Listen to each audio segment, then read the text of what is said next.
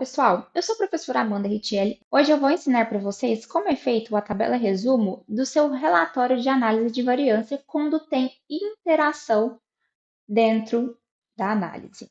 Então vamos lá. Inicialmente, o que nós precisamos compreender? O que é a pergunta do meu experimento, né? Aqui nós temos um exemplo de um experimento com dados fictícios para falarmos sobre a produção experimental de madeiras. Então, pergunta-se: verifique a influência do tempo de crescimento e teores de lignina na resistência de certa madeira para a construção de um aprisco de alta durabilidade. Então, nós temos aqui os fatores 1, 2, bloco e resistência. É possível concluir que existe diferença significativa entre os fatores estudados utilizando o nível de significância de 1%? O que nós precisamos fazer então? Precisamos definir quantos níveis em cada fator nós teremos, nós estamos estudando.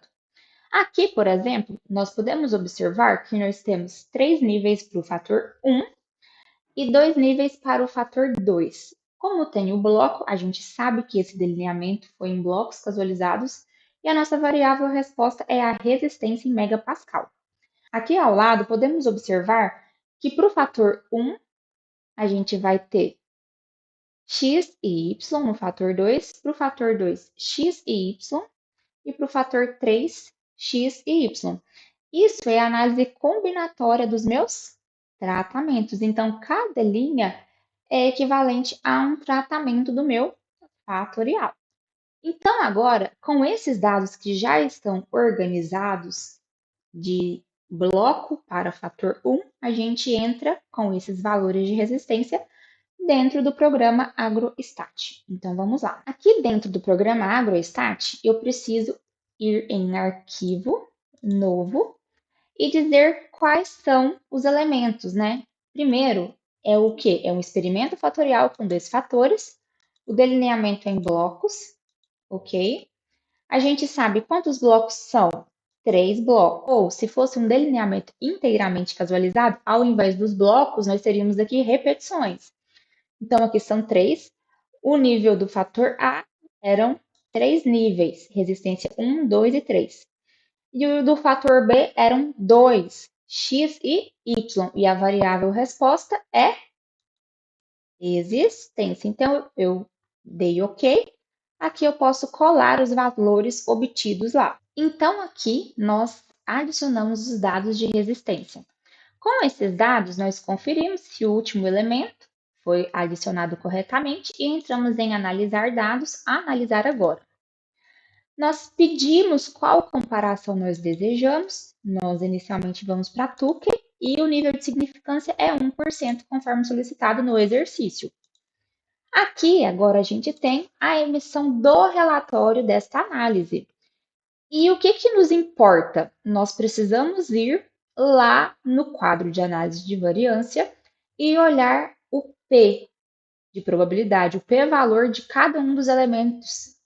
O que nós observamos? O bloco não foi significativo, isso é muito bom. Não houve influência do ambiente no meu experimento. O que mais que nós temos? Nós temos aqui interação de A com B em 2%. Interação a 5%, no caso porque o P é menor que 5%. Aqui, fator B significativo, menor que 5% e 1%. Fator A significativo, porque ele também é menor que 5%, mas para 1% não é significativo. Então, aqui, ó, o F mostra o asterisco quando é 1%, 2 asteriscos. Aqui nós temos 1 para o fator A, que seria 5% de significância, e para a interação 5% de significância. O que acontece com isso? Nós temos os desdobramentos, né? Porque ele viu que foi significativo e ele vai mostrar tanto para um quanto para outro. Aqui, ó, o que a gente pode até observar? Está falando que é significativo o fator A com 5%, mas não teve diferença significativa. Precisaríamos trocar o teste de Tuque, que não foi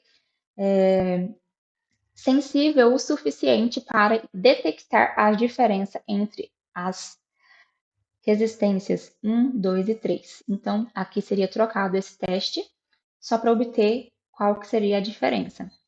Mas o que nos interessa é os desdobramentos de A dentro de B e B dentro de A, que seriam o estudo da interação. O que nós temos? Nós temos uma segunda análise de variância que vai dizer aonde foi diferente, em qual média que foi diferente. Então, aqui ó, nós observamos que dentro do fator A, dentro de B1, nós temos diferenças significativas. Porém, dentro de B2 nós não temos. Da mesma maneira que nós olhamos o P, aqui também nós olhamos o P. Então, aqui a gente tem desdobramento dentro de B1 e dentro de B2 e B dentro de A. Então, aqui a gente vai ter B dentro de A1, B dentro de A2 e B dentro de A3. Certo? O que nós precisamos fazer com esta informação? Agora, a gente vai precisar fazer a nossa tabela. Eu vou lá no Excel agora. Agora eu coloquei para vocês o relatório de um lado e o Excel do outro, e nós iremos realizar o quadro resumo, nós iremos preencher, né? Aqui eu já deixei previamente preenchido o que a gente vai completar. É fator 1 e fator 2 dentro da resistência 1, 2 e 3, e o fator 2 dentro de x e y. Então, aqui nós temos o nosso A e aqui nós temos o nosso B, certo? O que nós preenchemos?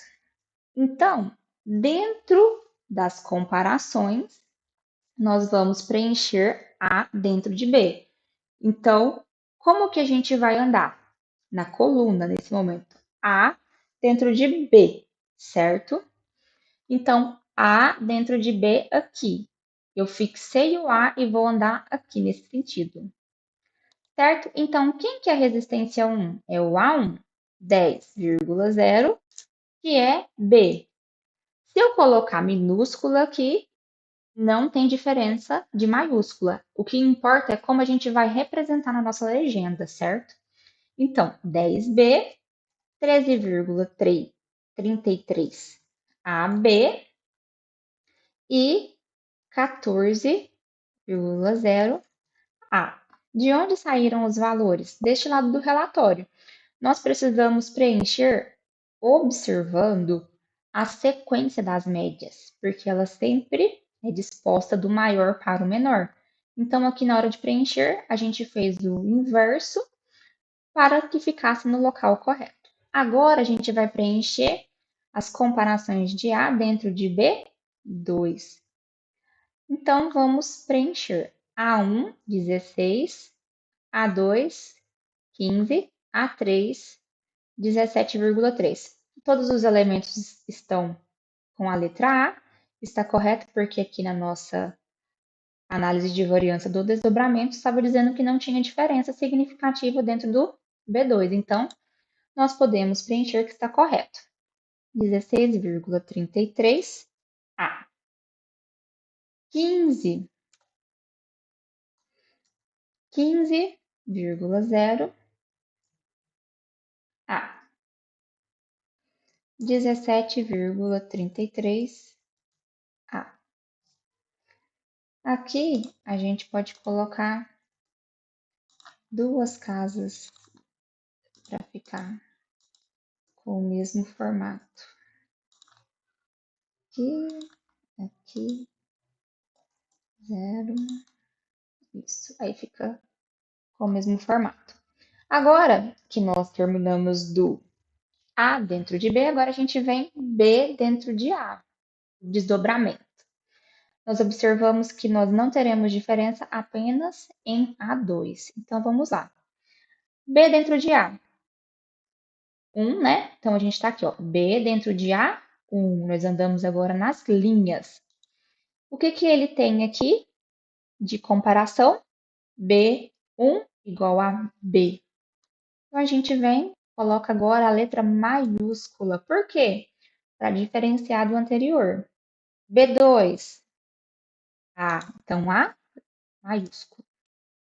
Agora a gente continua na sequência, na linha A2, resistência 2, é A maiúsculo, A maiúsculo.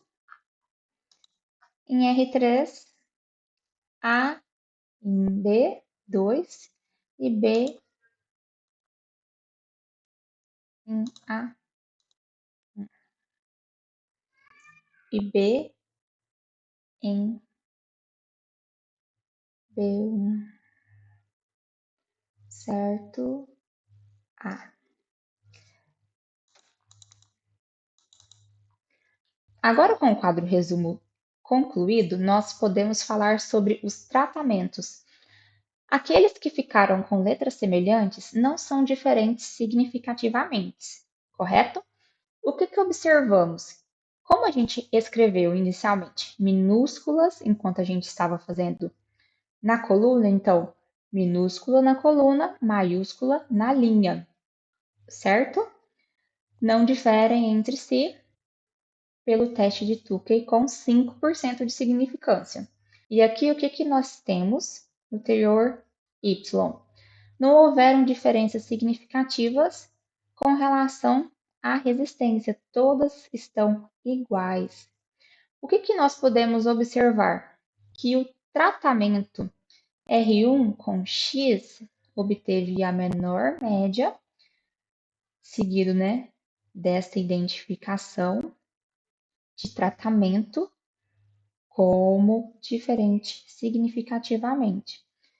Aqui nós temos o tratamento intermediário e esse daqui como tratamento também intermediário, sendo a pior combinação de tratamentos X e R1, R2 com X, R3 com X, tratamentos intermediários, Y foi, independente da resistência, o tratamento recomendado.